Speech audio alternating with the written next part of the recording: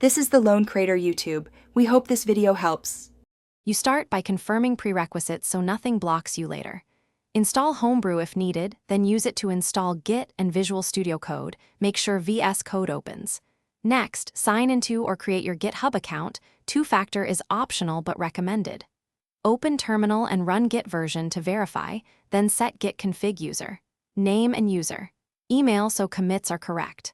Once done, launch VS Code so you can install extensions in the next step and connect repositories directly. Now you authenticate and bring a repo into VS Code. Install the official GitHub extension so VS Code can manage repos and PRs.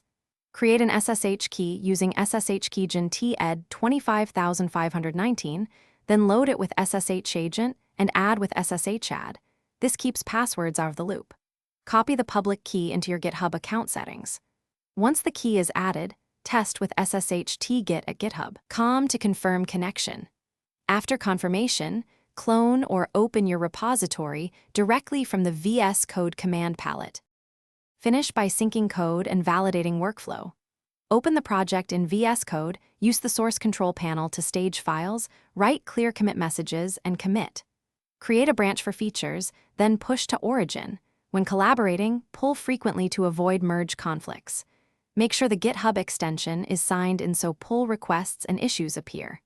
If something goes wrong, check authentication first, re-add your SSH key, ensure SSH agent is running, or fall back to a personal access token.